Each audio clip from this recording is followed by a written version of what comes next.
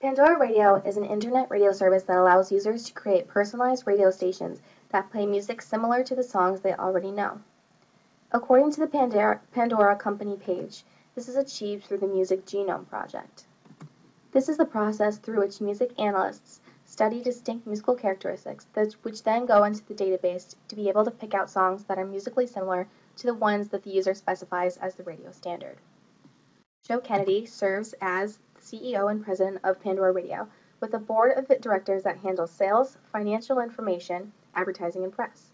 However, a team of musical analysts, many who hold 4-year degrees in music and have passed through training based on the Music Genome Project technology, are the ones who moderate the content on the site and pick which songs are included in the database.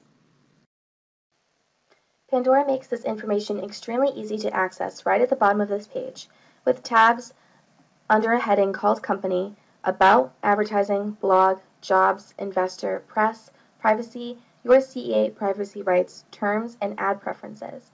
It is easy to click on the About page and get information about Pandora, their contact information, their press requests, and a timeline of their press information and press releases, their management team, including their board of directors and their stock information. The Hoover's profile of Pandora includes an overview of the company and its history, net income, employees, and growth. I was able to find addresses and contact information, as well as a list of officers,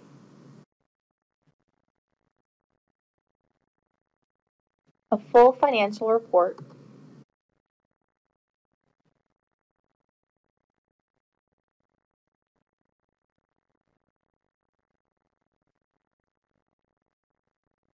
and a list of their competitors.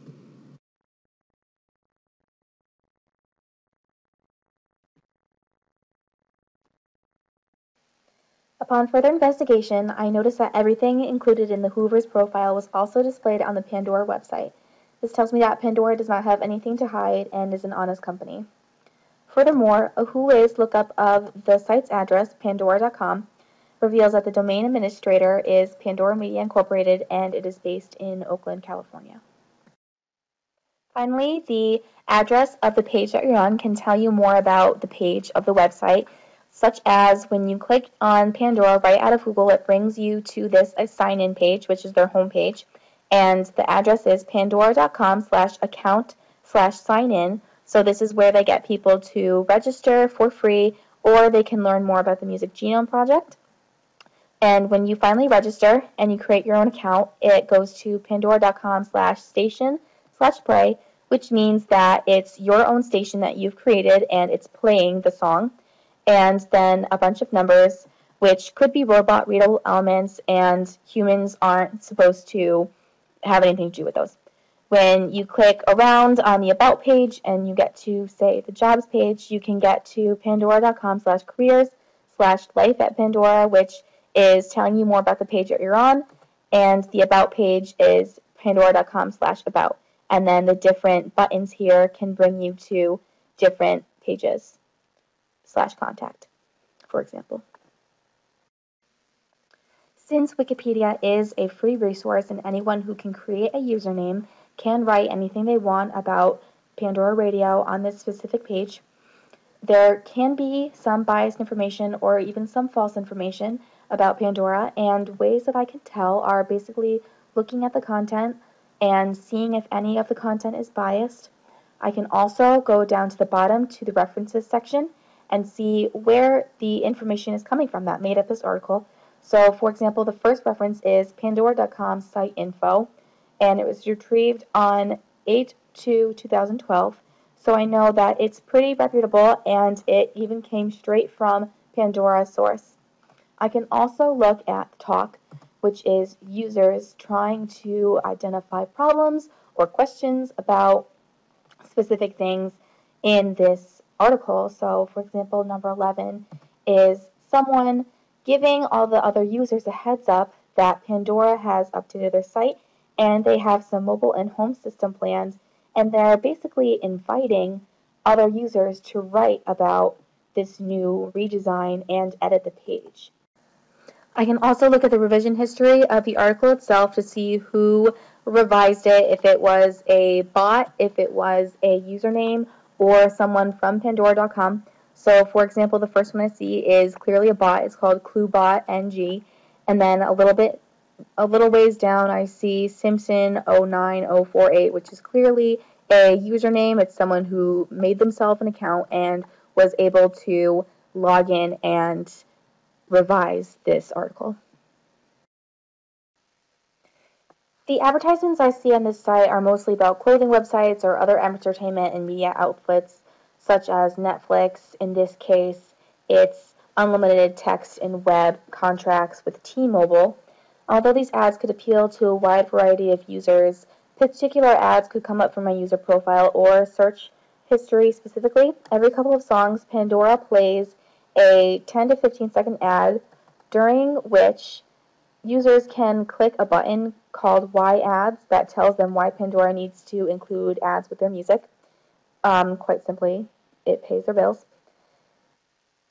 Users are also given the option to upgrade and pay for a subscription for no ads, a desktop application, fewer interruptions, higher quality audio, and so on, which costs $36 for a 1-year subscription or $3.99 for a 1-month subscription. It's just another way to get past the ads.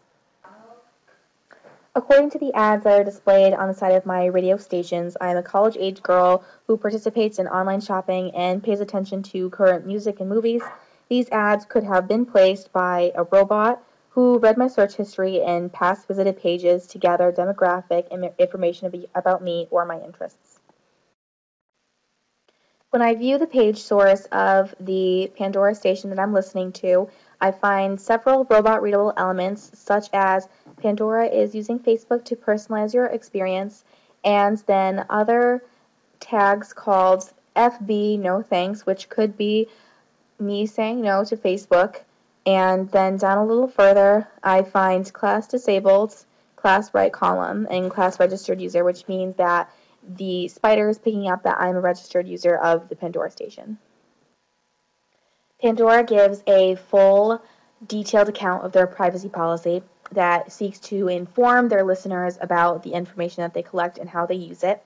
They inform them that they do not sell or give their email addresses out. They record the types of information that they collect and the information that they receive from third parties. Pandora does mention that they use tracking technology, which is something called cookies, which tracks what you search for and what you use on the internet, which is exactly what Steve Rambam was talking about when he was talking about trackers, which is basically monitoring your Wi-Fi account activity and what you search for, and it's target marketing. Basically, you are the target that they're searching for. When you register to make a Pandora account, you have to put in your email, password, birth year, zip code, and your gender, and you have to agree that you have read to and agreed to the terms of use and their privacy policy. It also wants to send you personalized recommendations and tips and remember you, which is also a tracking device to remember your cookies and remember your history. This site does not require you to use any names, and if anyone has any questions about why they need their birth year, their zip code, or their gender, they can click why, and it tells you why it needs your birth year. It's all because of advertisements. They want to show most relevant ads. Why they need your zip code, because it's, again, advertisements, and they want to show relevant ads to where you are. And your gender is also about advertisements. They want to show relevant ads to your gender. The information that is required to register also relates back to Steve Rambam's talk about micro-targeting and demographic analysis, because the website is analyzing your geographic information to tailor ads to show you. This could also be a problem for particular categories of users if they do not want their specific birth year or their address, their zip code on the internet so that they can be tracked. This might be a privacy issue. This may be a personal issue. It relates back to what Dana Boyd was talking about in her article. Thank you for listening.